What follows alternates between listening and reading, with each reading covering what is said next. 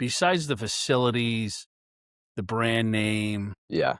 mystique between with Notre Dame, what did you feel like the biggest difference in skill level, quickness, strength, and just the dudes, overall players?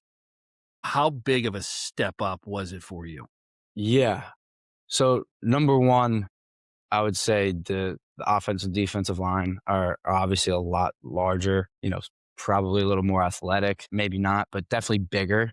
And I would even say that range true in the skill positions where, and I say this to everyone, I think there are a handful of Colgate guys who could have found a role at a school, maybe not like Notre Dame, but out of UVA or Boston College, for example. But the guys just pass the eye test a lot better.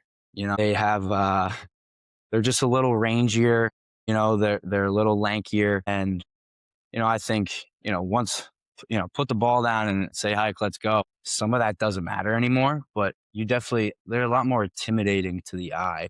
And that length can be an advantage at times for sure. But I saw a lot of those guys and I was like, we don't really have this at Colgate. They maybe are close to being as capable, but just the eye test, the range, the length that some of these guys have, we didn't have anyone who looked like that. And one of my other Colgate teammates played his 5th year at Arizona, and he said the same thing.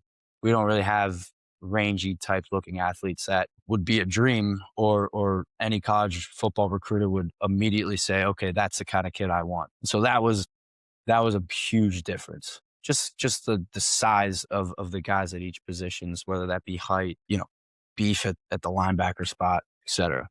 So that was a major difference. And the speed, slightly faster. I always said that as a coach or as a general manager or, through my career path, I said the same thing. There's a very thin margin as the levels as you go up.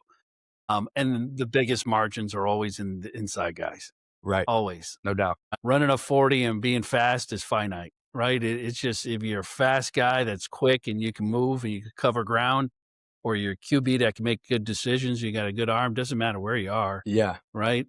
But the difference is always in those, once you get 6'5" and over, right? Once you hit 6'4", 6'5", and those bodies are big and those guys can bend, Yeah. right? And they can get off the ball, those are hard guys to find. No doubt. There's a handful of 6'8" guys at Notre Dame. I was like, whoa,